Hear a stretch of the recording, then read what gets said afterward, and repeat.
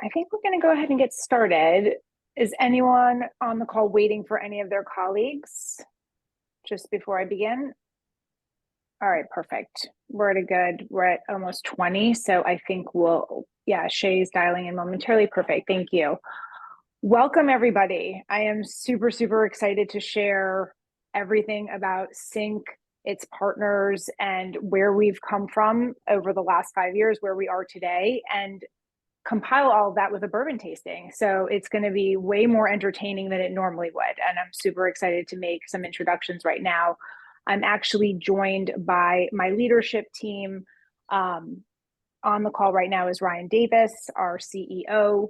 We also have Shay Dietrich dialing in from the road as usual, our Chief Revenue Officer, and Chris Milner, our head of product, who is actually going to say a few words about our APIs just to kick things off. And in light of the fact that we have a pretty good sampling of our current CINC partners on this line. And today is really all about you, educating you on where our product is going. And before we do that, I think how you connect into our product is something that we all care a lot about and we may not have heard about recently. So whether you're talking to me recently, you've spoken to me in the last week, or we have plans to meet in Vegas, I think all this net new content will be super informative. So with that, and to spare his calendar, because Chris decided to join us last minute, and I'm super psyched that he's here, I was hoping he could shed some light on our APIs and what other software providers in our space can expect when looking to integrate with CINC.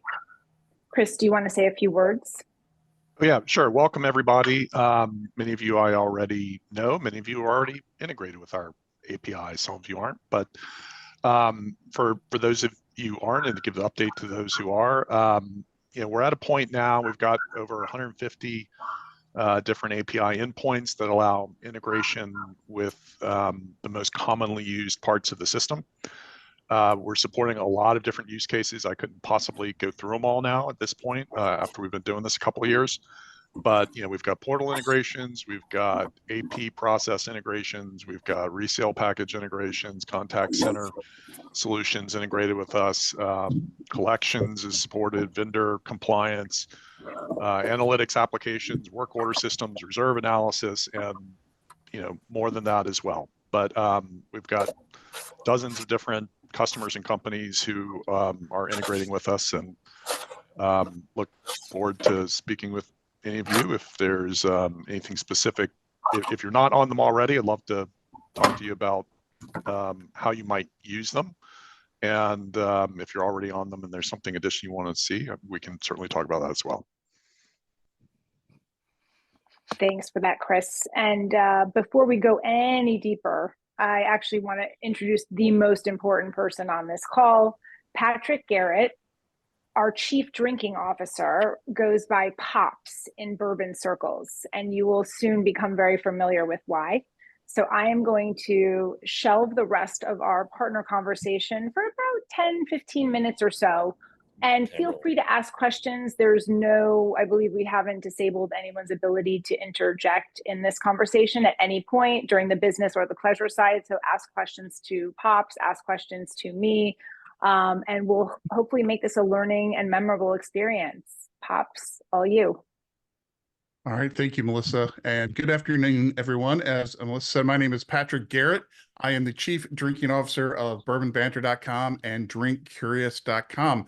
And as she indicated, in the world of whiskey, my friends call me Pop. So I'm going to invite all of you to do so as well today. Just a quick housekeeping note. Everything that I'm going to present today is going to come through my screen. So you can, in the top right, you can change the view. So you can swap the video with the screen sharing if you want to make me larger so you can see what's going on my screen. So with that said, we are going to treat you this afternoon to what we call our Bourbon 101 in the blind tasting. Okay. And what that means is we're going to be drinking some bourbon. We're going to be learning.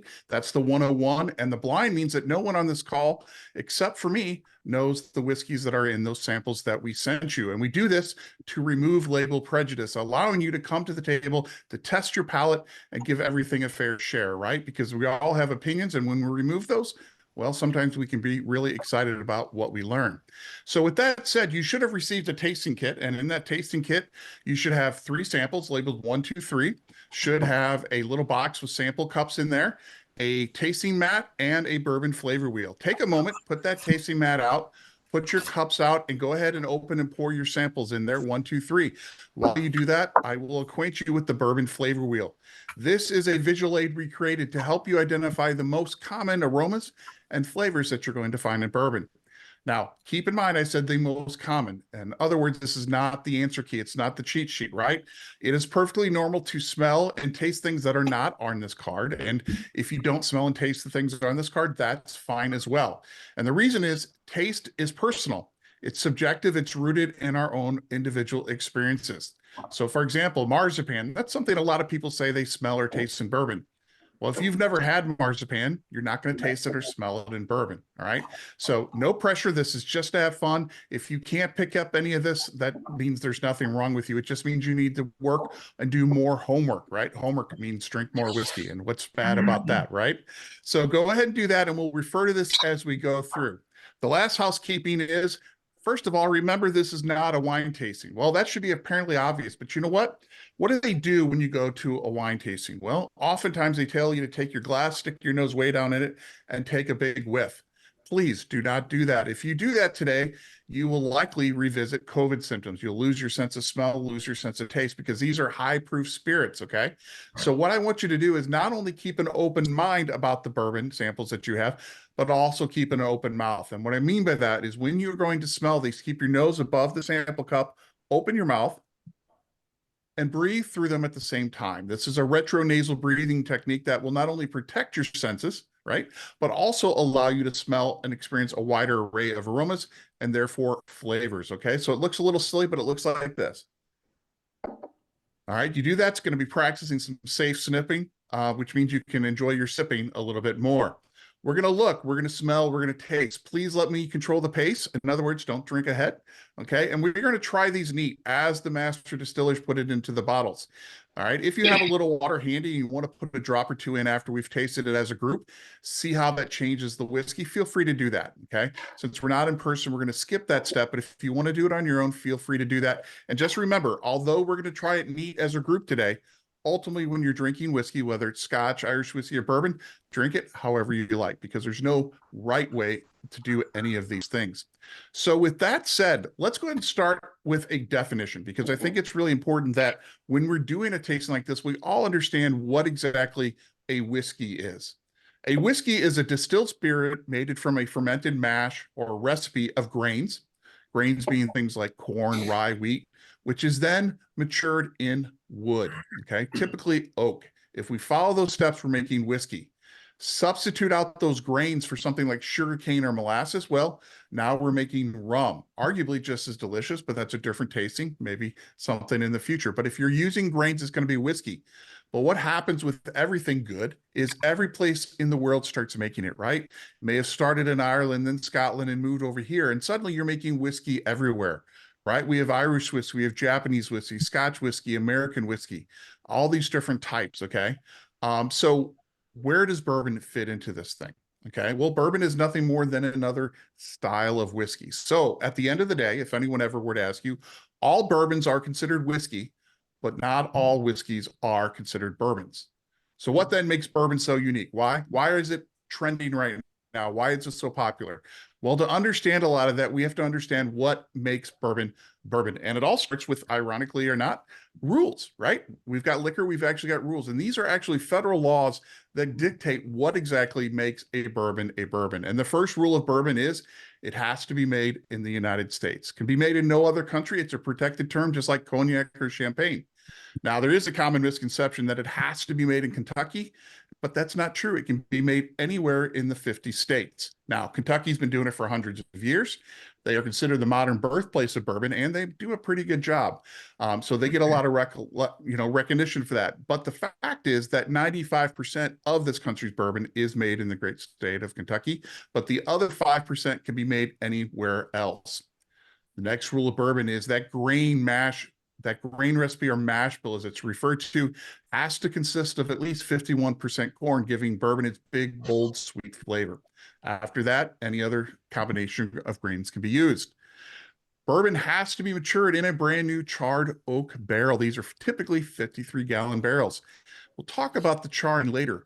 So for now, let's talk about the fact that these have to be brand new. And what that means is at some point in the future where that barrel of bourbon gets dumped out to put into a bottle for us to enjoy at home, that barrel can never be used to make bourbon again. And when you consider that right now in Kentucky alone, there's over 11.5 million barrels aging. That's a lot of used cooperage that comes available each and every day as they empty those barrels. So what do we do with those? Well, luckily for us, our friends who make Irish whiskey, Scotch, Japanese, Canadian whiskey, they like used barrels. So we send them over there to be used for decades.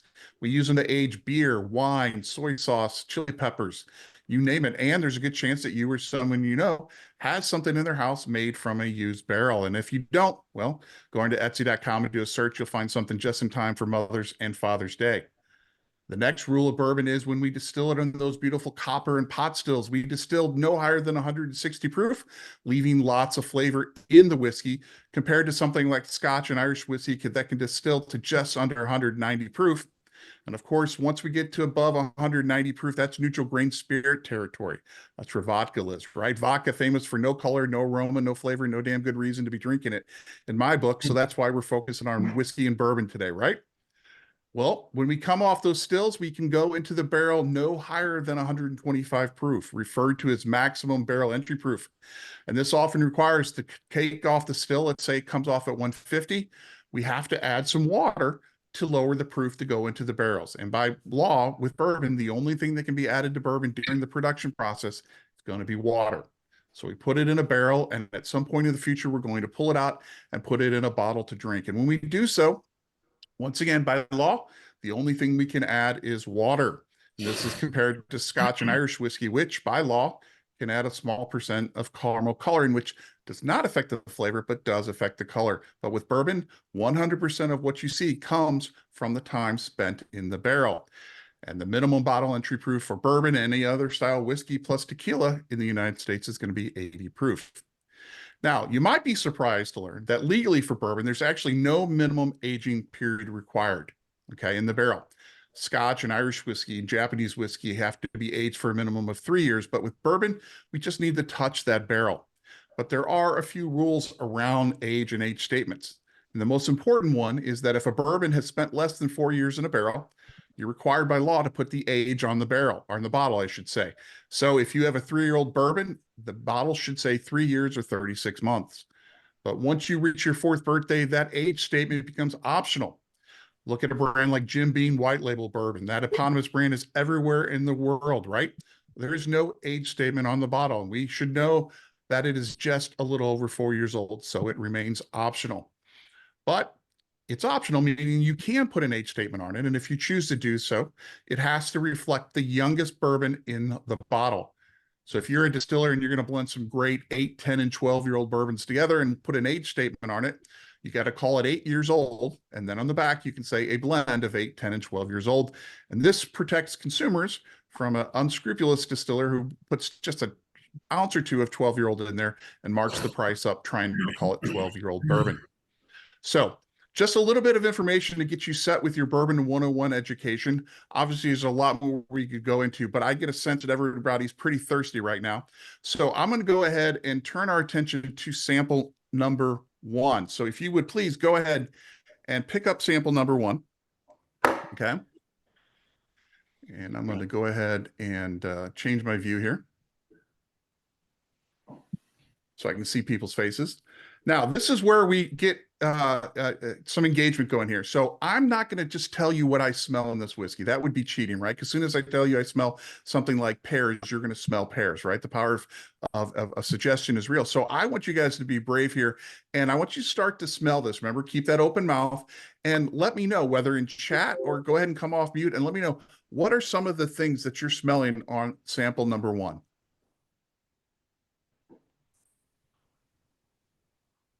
I smell pecan. Pecan, okay. And a little tip, if all you can smell is hot alcohol, that's okay. Blow into the cup gently like this. And that'll push some of that ethanol off the nose and hopefully open it up a little bit. All right, anything else? Anyone smelling? Vanilla. Vanilla, okay.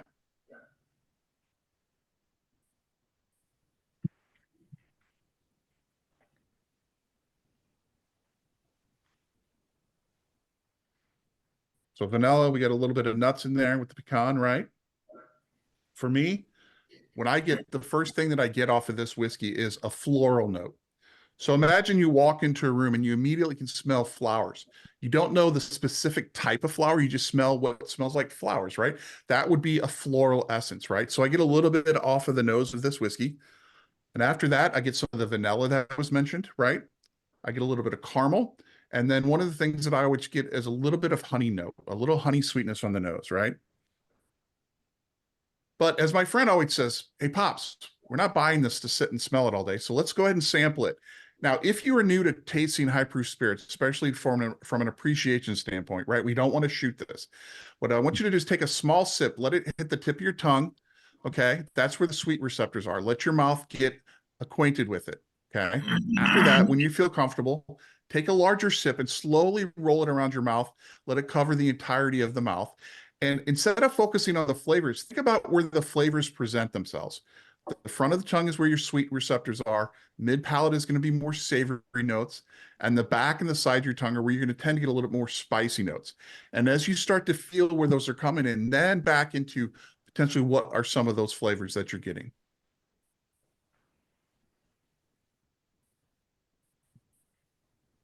Are they aligning with what you think you were smelling? Is it different? Feel free to shout out what you guys are picking up on the palate. And fire is appropriate, especially if you're new to tasting high proof spirits.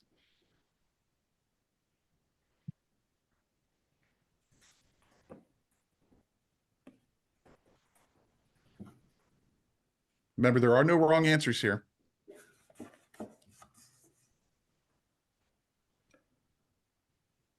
For me, that floral note carries through, and oftentimes what you smell will be what you taste, right? I don't go around eating flowers, right? So for me, it's what I think that floral smell tastes like, right? So I get a little bit of that pulls through on my palate. And then I get what I characterize as brown baking spices. So this could be a combination of things like cinnamon, nutmeg, maybe a little bit of cardamom in there as well, but definitely more in the savory baking spice realm. Okay, a little bit of brown butter. Okay, so think about a little butter in the pan grilling up nicely.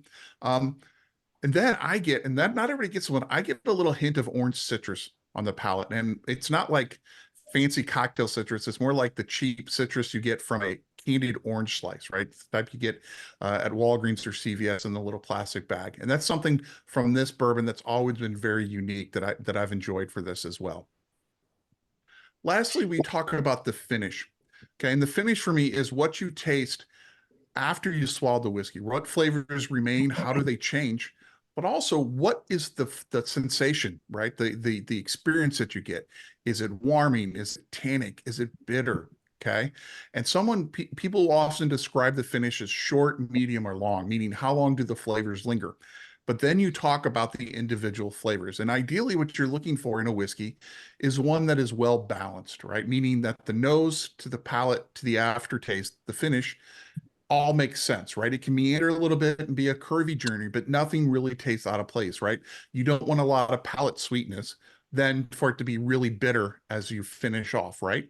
But on the finish from this one, for me, it's medium length. This is a fairly light-bodied whiskey, right? The flavors don't last a long time. The mouth feels very light. I get vanilla, caramel, toffee notes in the end, and a little bit of cinnamon as it fades out. But like I said, it doesn't take long to fade out, so it definitely doesn't linger. And as you can imagine, if you have a whiskey you like, you want it to linger. And when it's something you don't like, you hope it goes away quickly, right? So anyone other comments or thoughts on this whiskey before I unveil it? Well, I hope you liked it, but anyone want to guess? This is your shot for fame and glory, right? I host thousands of people a year. We always give them a chance to see if does this taste familiar. Your name would be on a very short list if you can tell me what it is that you're drinking. I'll give you about 10 seconds to chime in before I unveil it. Jack Daniels. Jack Daniels, okay. Good guess. TX whiskey. TX whiskey out of Texas. Okay. All right. Here we go. I'm going to unveil this. You might need to spotlight me again to make sure everybody can see this because the slide's up. But this first one is Wyoming Whiskey Small Batch Bourbon. This is 88 proof, right? Minimum bottle proof is going to be at least 80. So this is a few points higher than that.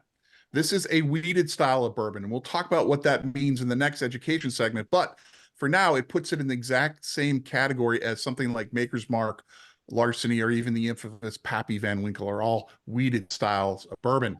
The mash bill, the grains used are 68% corn, 20% wheat, 12% malted barley, and it is 5 years old. There's an age statement on the bottle. This is made in Kirby, Wyoming. So it's just not a cowboy reference. It's actually made in Wyoming. The population is 70 and shrinking every day.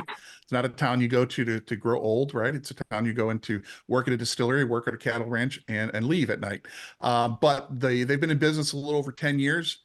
They are now majority owned by the Edgerton Group, which owns a nice little brand called the Macallan, right? So you can find this pretty much anywhere across the United States. And before I cut out here and pass it back to Melissa and open it up for any quick questions, a little trivia that this you can use in a bar, maybe make $1 or $2 or get a free drink, is why does Wyoming Whiskey put this in the bottle at 88 proof? The very specific choice here.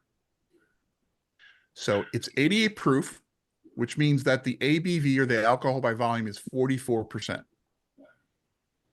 the reason they did that is because Wyoming was the 44th state in the Union. So it was a little homage, if you will, back to their place in statehood. So use that. Hopefully you can win yourself a free drink at the bar next time you go. Before I hand it back, does anybody have a quick question or two about the Bourbon 101 or Wyoming whiskey?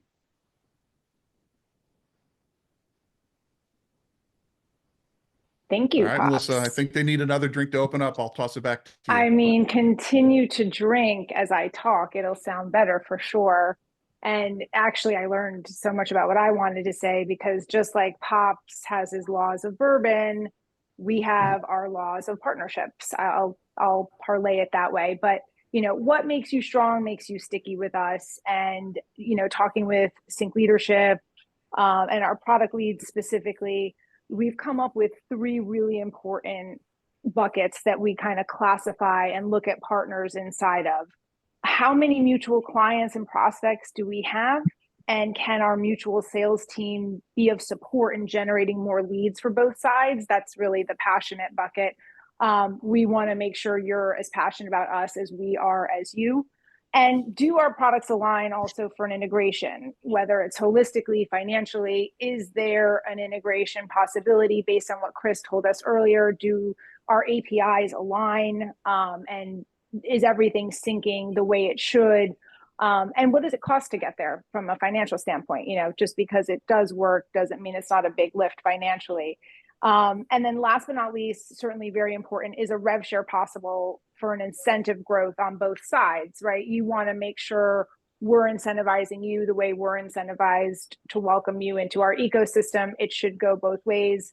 And what does that look like financially? And one thing I did want to point out and worth noting, you don't have to be a CINC integration integrated with CINC to be an integration partner. Sorry, let me say that again. You don't have to be integrated with CINC to be a partner, meaning you don't need a full-blown integration. I have people on this call that are speaking with us that really it's just not relevant for their product to integrate into ours, and vice versa. We can still have a meaningful rev share and relationship with our mutual sales teams and promote each other in a symbiotic way without having that formal integration. So I think that's worth noting. And moving on from here, and again, feel free to stop me as I go and ask any questions along the way, but really what makes us the authority on this topic of partnerships? And I've spent a good deal of time thinking about what makes us relevant. And I look back on where we've come from in the past 5 years, and I think it's definitely impressive. And our momentum is obviously paramount here by the numbers, but I think the numbers I focus the most on here is the growth in associations and also our growth in human capital. So we've grown 221% in total associations, but yet our people have grown 329%, which basically translates to we don't grow and we can't scale without growing our team. And I think that's the real thing I want you guys to take away from this slide, most importantly. And we can get into more of the numbers and what that means for you guys on a door basis, et cetera, as we talk specifically about your program with CINC, your partnership with CINC.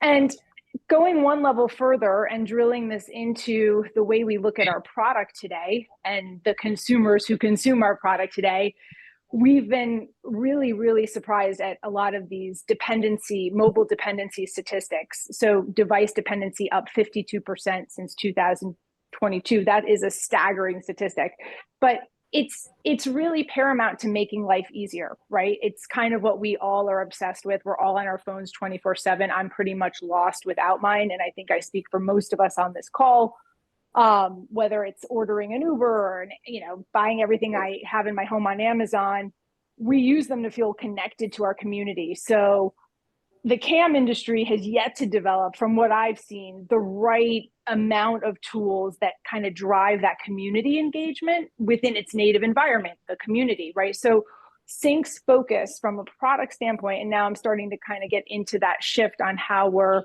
kind of translating our product it back into the community and what our focus is on. And really it's driving this app engagement within devices. So we went one level deeper as we started looking at this trend, and we looked at the market. CINC surveyed the market and found that management companies are literally failing their homeowners, right? Given the lack of technology, like they're failing. 2.5 out of 5 is not a good score.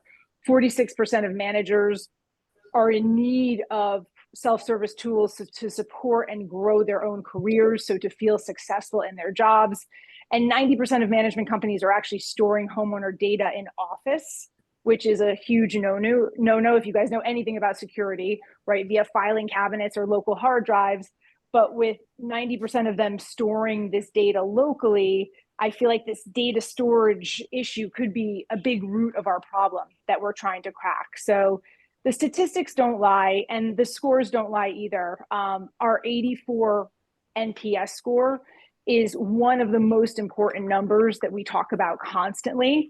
While we're the largest provider of software in the CAM space, it's this score that actually we're the most proud of, because this is the true measure of the happiness of our customers. So, and this score was actually generated through third-party research via HG Capital, our new investors, and they invested in finding this out, right? And this was determining our score, determined our value to them. And the numbers continue to grow. 600 management companies, 4.4 million homeowners, 7.8 billion plus in payments processed, and over 37,000 associations. So as part of HG's due diligence, and I'll speak a little bit more about them as I go deeper into this, they checked on the happiness of our customers, of the product, right? Of who was getting what out of what. And in assessing this value of CINC, they chose to make their investment in us. And it was definitely a notable decision that the market took heed of. And one other thing to point out about HG, and I think this is clearly labeled here, is they're only investing in companies that are truly the decisive leader in their respective industries. So we were super excited that they decided to invest in our efforts to help customers win.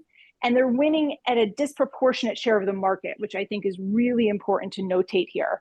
And it was a super vote of confidence, right? That our existing ownership remained as part of this acquisition. And one of the largest private equity firms in the world, with their experience in helping software companies reshape industries, is going to keep our customers and our partners at the forefront of innovation. So we're very, very excited about this relationship. And I'll read you a little bit more on the why. And again, feel free, pause, ask me any questions if any of this is, complex to you. I know a lot was said earlier in the year, and this is like our moment to play catch up with you guys as partners. But why HG invested, right? Products are built on the most expansive and complete tech stack, right? So we have an open platform that allows for innovation inside and outside of CINC. And that foundation allows for rapid product development. So the ability to scale and provide customers that disproportionate share of the market, that was key. And obviously our best-in-class security parameters, being SOC 2 compliant, of course, a hallmark that we tout and nobody else does, was super important. The growth of our development team and our accounting service support staff is staggering, right? You guys know what it takes to grow a team of accountants, right? Like, it's not an easy feat. Let's add the developers into that too. So expanding the account management team by 300% in the last 5 years, also a statistic we're super, super proud of. And with that, I'm going to pause here because I've said a lot and I know you guys are still drinking while I'm talking, but feel free, ask me any questions. I'm going to actually let Pops take over for flight number 2. And then we're going to go even deeper into the product innovations. All right. Thank you, Melissa. All right, so I'm back, and we're going to do a little bit more education real quick to make you guys a little bit smarter drinkers. You know, our name is Drink Curious, and we're very much about educating individuals so that every drink that you take is going to be a step forward in your personal enjoyment. And to do that, we're going to start off talking a little bit about bourbon flavors and mash bills. Okay, so once again, if we can make sure that I'm spotlighting, everybody can see that. But we're going to talk a little bit about the grains that are used. I talked earlier about with bourbon, we have to have at least 51% corn, right, to be bourbon, right? But after that, we can use any other combination. Traditionally speaking, the most common grains that have been used with bourbon are corn, barley, rye, and wheat. Corn provides sweetness. Barley adds a little bit of shortbread, biscuity, nutty flavor, but its biggest use is to provide enzymes necessary for the fermentation process. Rye is big and bold and spicy, whereas wheat is very soft in the palate, more caramels, more vanillas. And it's rye and wheat which are known as the flavoring grains. That's because they contribute the biggest impact to the resulting flavor of the different styles of bourbon that you can enjoy. All right. Now, these are the 4 most common use. So please don't go somewhere and say, hey, Pops at Drink Curious said these are the only grains you can use. You can use things like quinoa, millet, oats, right? You can use any other combination, but the big distilleries traditionally have used these 4. And as a result, if you were forced to quote unquote distill it down to just a small flavor profile, bourbon can be described as a combination of vanilla, oak, and caramel notes. And you've already experienced a little of that with that sample of Wyoming. But as you go out and you drink bourbon, I think it's important to know the different levers that you can pull to find your perfect bourbon. First thing you look at is going to be proof, right? So if the first glass of bourbon you ever have is Booker's, which is usually in the 130 proof range, pretty good guess that you probably never have bourbon again if that's your first sip of bourbon, right? So you need to adjust the proof for where you're at. I've been drinking bourbon for a long time now. I like super high proof bourbons in the 130 to 140 range, right? But for most beginners, you're going to want to stay at the 80 to 90 proof range. So always know the proof of what you're ordering and make sure that it's going to fit with your palate. The next is going to be age statements, right? Bourbon just has to touch the wood. But I can tell you that a bourbon less than 4 years old typically does not have much color. It doesn't have a ton of those caramel vanilla notes that we enjoy so much. And a bourbon that's under 2 years old, well, most of the time it's going to taste like sawdust and pine, right? Not a really a winning flavor combination. And a bourbon that's older, right, can get over oaked, right? A lot of bourbons in the 15 to 20 year range start getting a little woody, get a little bit of bitter. So once again, choose your flavor profile of age that you prefer. But the most important thing is understanding the grains of the mash bill. So I'm going to walk you through what I call a framework of reference that the old master distillers used to use to describe the style of bourbons that they made. Now, keep in mind, this is not a law. These are not written down in a code book. These are just an old way of thinking and framing the different styles of bourbon. And that's the 3 mash bills: the traditional mash bill, the wheated mash bill bourbons, and the high rye mash bill bourbons. We'll start with the traditional mash bill bourbons. These are bourbons that have a large amount of corn, right? 70, 80% is not uncommon. Going to have less than 18% rye, and then the balance is always that malted barley for those enzymes. Brands like Jim Beam, Buffalo Trace, Wild Turkey, Knob Creek are all great examples of traditional flavored bourbons. Lots of vanilla, oak, caramel. They're rustic, right? You're going to get a little leather, a little tobacco in there as well. These are the bourbons that scream, hey, it's fall sweater weather, right? Pair really well with cigars as well if you're into that type of thing. Next, we have the wheated bourbons. This, we're going to take that rye out and substitute it with wheat grain, right? It's going to create a little bit more vanilla caramel, softer on the palate, okay? It's going to have a lot of corn as well, but it's going to have around 18, 20% or more of wheat. Okay. Maker's Mark, Larceny, Rebel, Wyoming Whiskey, Pappy Van Winkle, Weller bourbons are all weeded bourbons. Okay. And when a weeded bourbon is done right, it can be something truly magical to enjoy. This is a style of bourbon I usually steer people to when they're first getting into bourbon, just because it's a little easier on the palate, a little bit sweeter.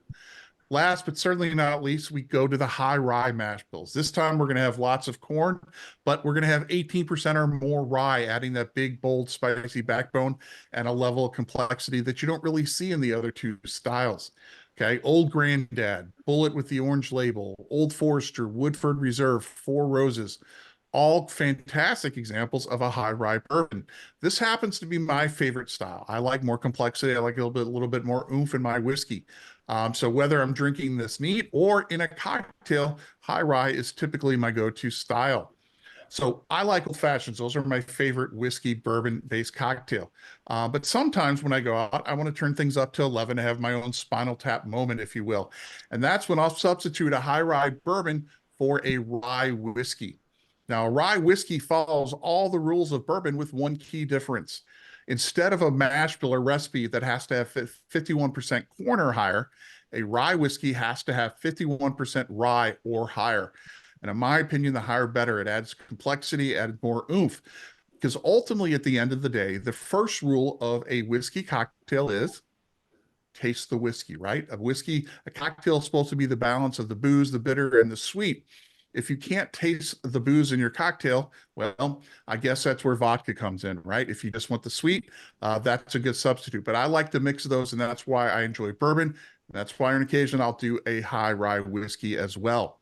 Now, if you're looking for a way to get your friends into a little bit of whiskey, but they're not ready to sip on it neat like we're doing today, I recommend you invite some friends over and have an old-fashioned cocktail party. All you need to do is go out, buy some different bourbons, different mash bills, buy some rye whiskeys, and then invest in some different bitters, different simple syrups, and set it all up in the bar. Invite your friends over and see who can mix up the most interesting or the most tasty old-fashioned cocktail, right? This is a great way to get people introduced to whiskey because cocktails are sort of a gateway to that, right? And a good friend to have a little bit of competition, and maybe the winner walks away with a bottle of booze. But before you know it, you're going to have more and more people into whiskey, and then you're going to have some people to help invest and try some of those harder to get, more expensive bottles, and you can share the investment on those as well. So for those of you, however, who are here today and you're learning and whatnot, but you really don't think you're ever going to try whiskey again, I want to leave you with a party trick. Next time you're at a party and someone hands you a glass of whiskey, what I want you to do, okay, is I want you to go ahead and nose it. Don't turn it down. Just go ahead and give it a quick nose. So, I get a little vanilla in there, like a vanilla wafer maybe. Get a little bit of caramel, like those cheap caramels you get in the plastic wrappers. And I think there's a piece of firewood in there too. Then you're going to give it a sip. Man, that caramel and vanilla are coming together. It reminds me of the sticky toffee buns that my grandma used to make for Easter every year. Man, that takes me back. And now it's like a campfire with a little bit of marshmallow and chocolate and smoke. Man, this is absolutely delicious. Thank you so much. You turn around, you drop your glass like a hot mic. You're going to go home. You're going to register a website, and the next day you too can be hosting bourbon tastings for fun and profit, just like Pops here. So just remember, vanilla, oak, and caramel, add an adjective or two, tell a little story, and people are going to think that you're a whiskey and bourbon savant. So feel free to use that at your next party and whatnot. But let's go ahead and dive now into sample number 2. Okay. Now you have a really cool opportunity here, right? As you go ahead and start nosing number 2, okay, I want you to think about how does it smell different than number 1? And if you want to, go back to sample number 1. Even if the cup is empty, you can still smell what's there. And you can start picking up some of the aroma differences, right? You don't want to go into a bar, order 3 or 4 drinks and sit there sniffing them for half an hour because there's a good chance they're going to call you an Uber and send you home, right? But now that you're among friends, you can kind of go back and forth and start picking up a little bit of the nuances. So what are you guys picking up in the nose of sample number 2? It's sweet, like syrup. Okay. Yeah, I feel the sweetness too. Excellent. Maybe floral also. Floral. Okay. Great. A little oak, a also- little vanilla, a little caramel. Yeah, nice, nice. See, somebody was paying attention. I love it. Now, if you look at it, it's also a little bit darker. You may not have noticed, but it's a little bit darker to the number one. So what I would tell people is 100% of that color comes from the wood, right? So when a bourbon is darker than another one, there's a high chance it's because it's older. Now, it could also be higher proof, meaning less dilution, right? So it's darker. But the majority of the time, it's going to be older. So when you start to nose it, you look for clues that indicate it could be older. And the biggest clue is, do I smell more wood or oak than I smelled on the first one? And so for me, as I get into this whiskey, I absolutely agree. It's sweeter on the nose. Not only is it sweeter, but the flavor is bolder, right? There's a lot more to smell on this whiskey than the first one. And in that, I get some of that oak note as well. Okay? And oak can add sweetness, right? Think about a piece of wood that's wet and you smell it, it smells a little sweet. You're going to get a little bit of that as well. A lot of people get cherry on this one. Not like a cherry fruit, but a little bit more like Luden's Cough Drops cherry, right? That kind of confectionery sweet cherry. Maybe some maple, lots of oak, and some spice as well. I get a little bit of tobacco and leather on the nose as well. Let's go ahead and give it a taste when you're ready.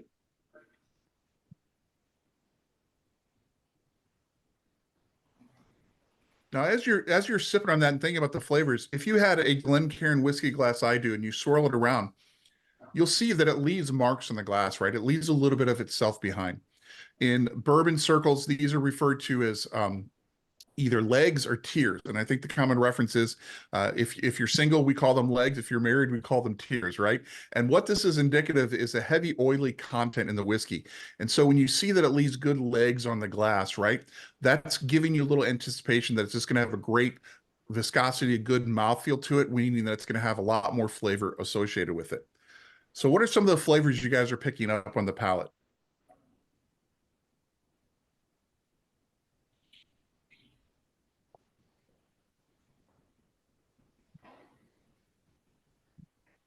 You're getting the cherries, the vanillas, the oak, or are you getting something different? Feel spice. Spice? Okay, excellent. Yep. Clove. Oh, excellent. There we go. You guys are getting it now. Warming up. Yeah, it's rich. It's much more complex. There's a lot more going on, which can make it a little bit harder to tease out some of those flavors when you're new to this process. But it's spicy, right? There's more baking spices in there as well. Okay. It's got a good vanilla, lots of wood flavor in there as well. A little bit of that bitterness. Once again, I'm getting a little bit of that tobacco, a little bit of that leather. And people often look at me askance when I say that I can taste leather. They're like, okay, Pops, what's the story? Why do you know what leather tastes like? And I always tell you that this is rooted in experience, right? Well, luckily this is a rated G story, but I played baseball in grade school, second, third grade. We didn't have T-ball for reasons I cannot understand. So before I became a catcher in middle school, I played outfield. Well, in second, third grade, nobody hits the ball in the outfield. So what do? You chew the tassels on your baseball glove and walk around in a circle looking for bumblebees. That's what you do. So that wet ingrained leather flavor profile is in my head. It's no different than someone who can pick up a bourbon and immediately like, oh, it smells like a tack room, right? They grew up around horses. They rode horses a lot, right? So it's very personal, very experience based. And so I tell people, if you want to get better at this, it's not only about drinking more, but it's about being conscientious about taking in smells and flavors. So if you cook, stop. And before you put the spices in the food, smell them, taste them, think about what they are. Think about, close your eyes, what they remind you of. That will help you boost and store more in your memory so that when you get to tasting a whiskey and you go to appreciate it, you're going to have a better chance at that. The finisher in this, it's nice and long, sweet, got a sweet note into it. Spices linger, gets a little bit of tannins from the oak in the finish, but definitely gives all the hallmarks. It's likely a little bit older than the first sample that we had. Does anyone like to hazard a guess on what sample number 2 is that we're drinking? Or I should say, we're also, today in this tasting, we are drinking a wheated bourbon, a high rye bourbon, and a traditional bourbon. You've already had the wheated bourbon. So maybe if you can't guess the brand, which is super hard, you can guess the style. So would this be a high rye bourbon or a traditional bourbon?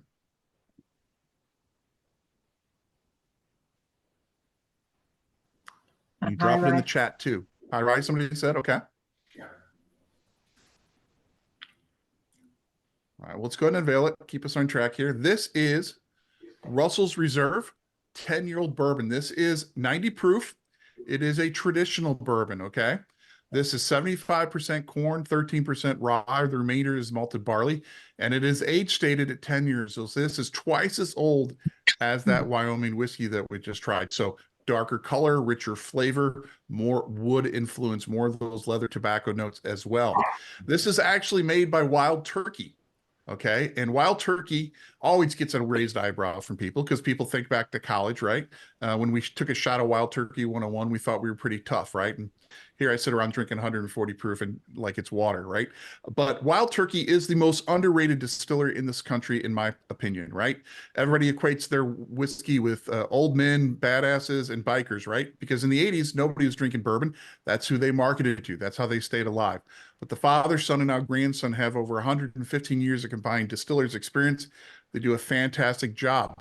And they only make one bourbon at Wild Turkey. So Wild Turkey 81, 101, Kentucky Spirit, Long Branch, Rare Breed, Russell's Reserve, all come off the still the exact same recipe, but they age it differently. They blend it differently. They do a lot of different things to create all these different brands. So it's one of the cool things that if you get into bourbon, you're going to find out a lot of secrets that are going to surprise you. And this is just one of those.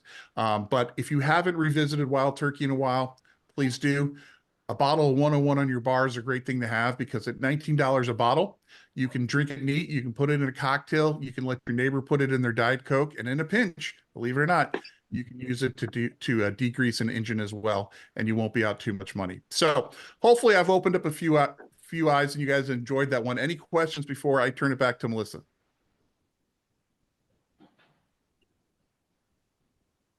All right. I hope they're saving all the questions at the end, Melissa. I'll turn it back to you. I mean, let's hope. There's a lot of ingredients to talk about. You know, I never had that appreciation for what goes into it, and thinking about the ingredients of what makes a good product and how we have scaled up our product. I left off with kind of filling you guys in on CINC at a high level, the investment from HG, but I also wanted to spend some time talking about the CINC objective, which is how we build better relationship with homeowners. And I think it's reducing, you know, some of their biggest challenges, which is the unnecessary calls, the emails, and the support tickets facing the management companies. And that's real time that they get back to live their lives, do their job more effectively. And the numbers keep coming to make the business of community less tedious and more meaningful. We're basically doing so and taking that manager's extra work vis-a-vis app adoption and doing more with it, right? So getting more out of our product, them getting more out of their business. Also, it all feeds together. So rather than answer a question about how tall they can build a fence or where to mail their payment, they can actually chat about a neighborhood event that was organized or wondering who the new landscape company would be because they'd like to use them. So really more meaningful, less tedious, I think is the message we're trying to send.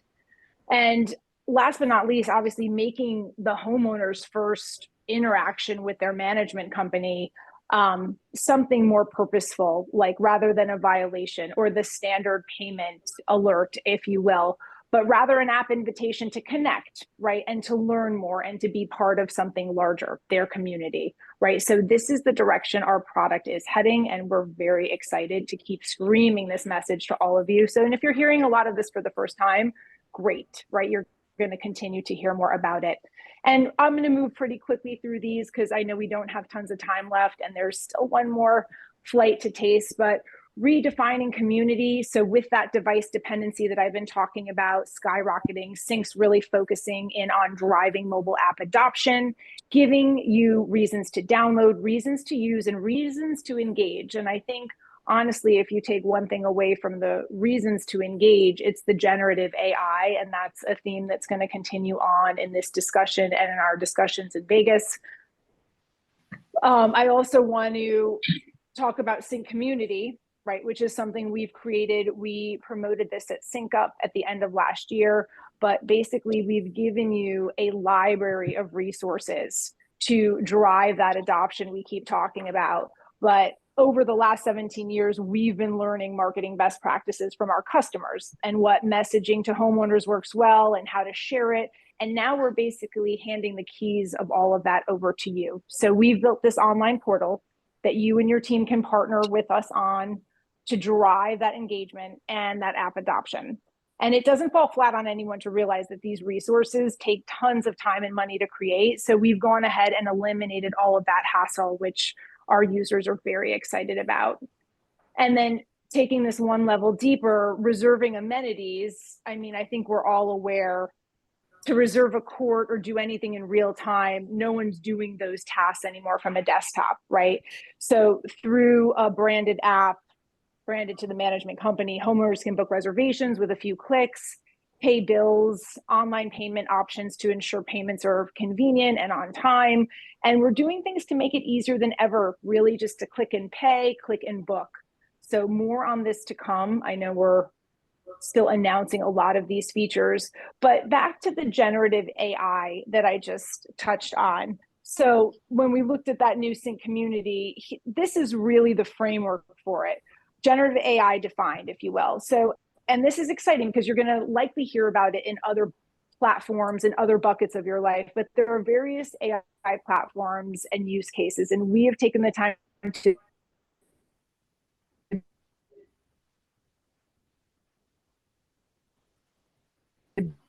build out a generative AI model that ensures data is an AI tech throughout our platform. And we're really the first in this industry to use this. Our AI is different. So that is the one thing I want you guys to remember walking away from this conversation. Obviously, CINC is SOC 2 compliant, so type 2 certified and Veracode verified. Does anyone have any questions on generative or AI in general as it relates to the platform? Cool. I'm going to keep this moving. And CFI, which was unveiled last week, and you may or may not have heard that, but we're getting the inside scoop and we're giving it to you live now. We're getting great results from our beta tests that we've been conducting on CFI, which is really the first CAM industry's AI solution, right? So saving all those hours we discussed, instant responses, ingestion of documents, and reliable and accurate responses. First and foremost, we're very excited to continue to see where this heads. And I do think we have we have this beta sample example, and these are my sneak peek results, if you will, that I mentioned before. But what we've learned so far is that from one CINC community association with 100 associations, we have actually netted that 26 calls per week for a management company with that many associations, 100 associations, is over 10,000 questions, 10,400 questions answered per month. So just in our beta efforts alone, this is what we've unearthed, which is really remarkable. Just think about what that can do for you and what you can get back, right, of your time. So we're super excited for the results. And on the heels of all of this, and because of AI, one of the last things I'll mention on the subject, because I see these custom news feeds growing like wildfire, is now we can really see what's going on in and around individual communities. And people, homeowners, can see this at their fingertips like never before. So not only does this further drive that app device dependency we've been grinding on, but all homeowners now and employees have a platform, a hyper-targeted platform for content. So you needed the medium to get it out, and now CINC is offering that. So again, really redefining what it means to be in a community through app engagement. And my last and final slide before we move back into POPs and our Vegas announcements is our comm center. So CINC is introducing a new and improved UI UX through a portal. Right. So it's a portal created for seamless communications for all homeowners and community managers to have these interactions with each other. And this is one of many screenshots. I think more on this to come, but it's all built with intuitive features, things we've been discussing, pre-designed templates, email scheduling, streamlined navigation, and basically managing all of your communication is never going to be easier. And we're super excited to get this in everyone's hands. And I'm going to finish on this note before Pops takes you into his third flight so he can end on a happy note. But we're going to continue talking in person on Tuesday, May 7th in Las Vegas. If you're attending CAI National, please scan this code. I wanted to make sure this got out before the 5-minute mark.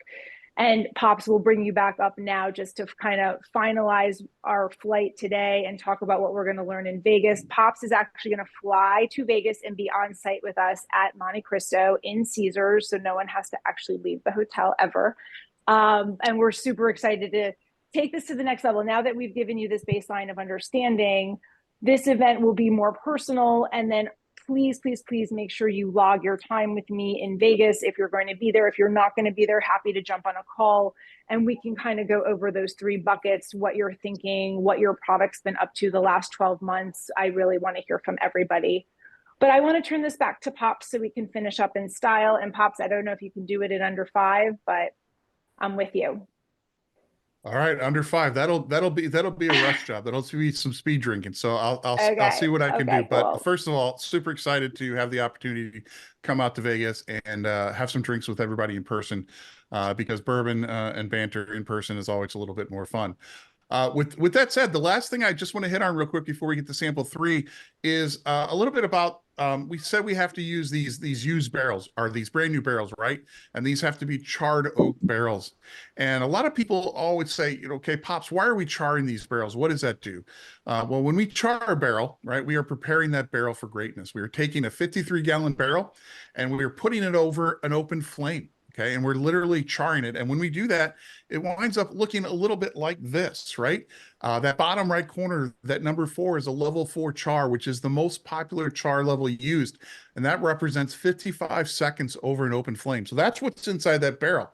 And that, like I said, is preparing the barrel for greatness. The first thing we're doing is creating a layer of charcoal, right? And what does charcoal do? It filters, it cleans up the whiskey. As it hits it and pushes through it, it's taking out sulfur and other congeners and elements that make whiskey taste bad and smell bad. It's really no difference than that college student who takes that $4 bottle of vodka, right, and pours it through the Brita filter 20 times to create Grey Goose. It actually happens, right? I see a few smiles. I think there's somebody on this call that's probably done this before. So that's a very common thing to do it. And the reason this happens is because when a barrel is filled, right, and it's subjected to heat, liquid dynamics take over. The liquid expands, pushes into the wood. When it cools, it comes back out, right? So the first thing we're doing is pushing through that charcoal level. But then beyond that charcoal level, we've created what's called the red line. It's a caramelized layers of sugars where the heat has broken down elements of the wood, okay, and created sugar.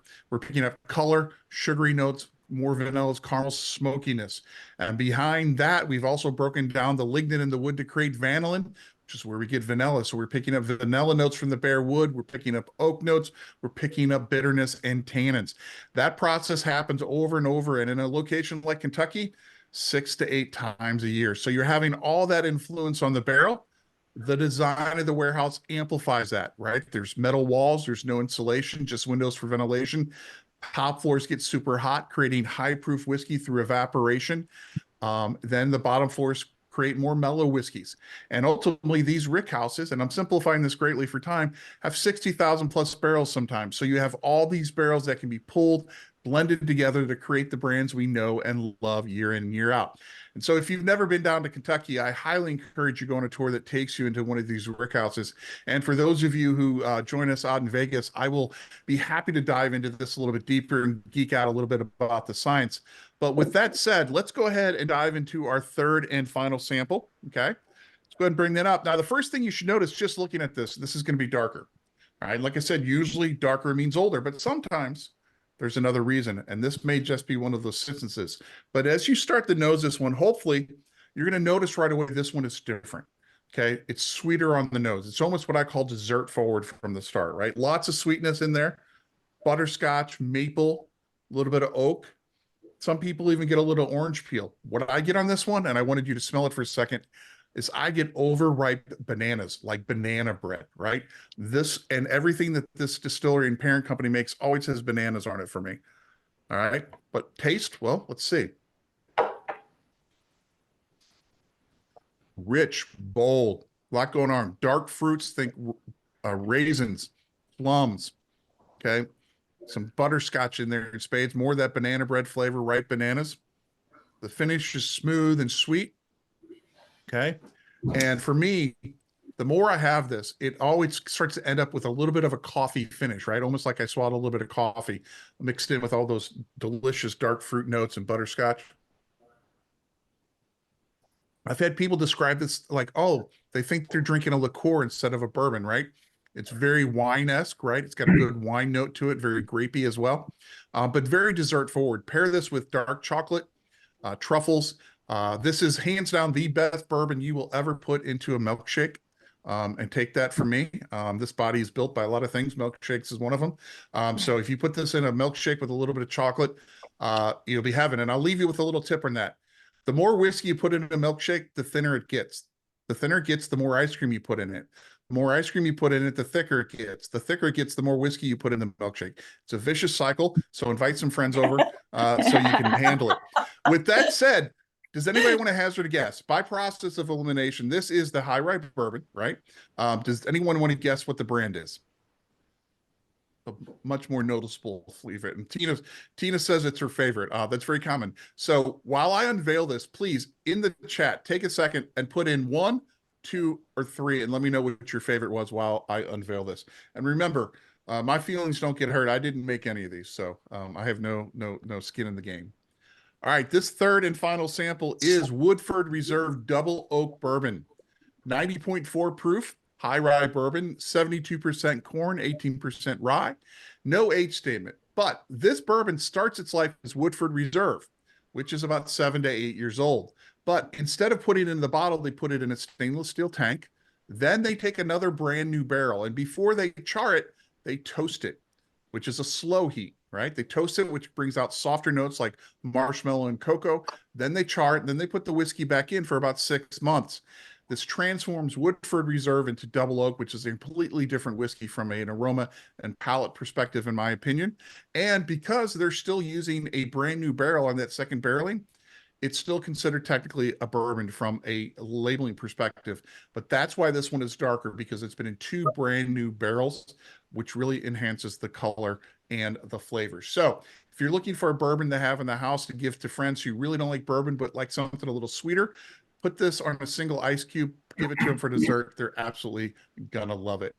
So before I open up for questions real quick, thank you so much for hanging out with me. As a little token of my appreciation, if you want to go and show off some of your newfound bourbon knowledge with friends, scan the QR code on the back of your flavor wheel, click on through.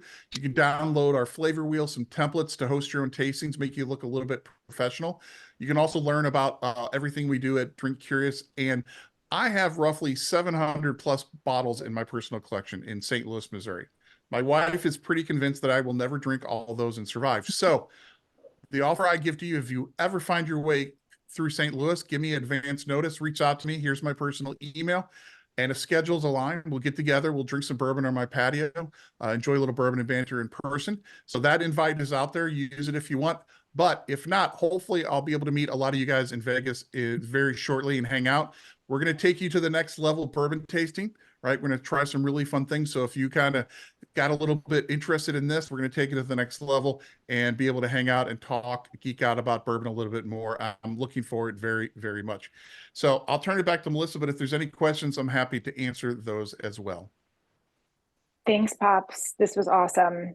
So if you guys haven't already scanned the QR code, just do so now. We're going to also send this invite via email. It should already be in your inbox. And then last but not least, we are going to offer everybody on this call 2 tickets to Cabaret if you haven't already registered. And the ask is that you bring a prospect. If it's doable, it's the honor system, but you will get a registration link if you haven't already registered for that. So you +2 and a prospect. Thank you. And thanks so much for joining today. If you need to schedule your time with me in Las Vegas, you can email me, and my email was on the previous slide. I'm actually just going to pull that back up. And we'll see everybody on May 7th. Have a great night, you guys. Thanks for joining. Cheers. Cheers. Cheers. Cheers. Thank you. Thank you.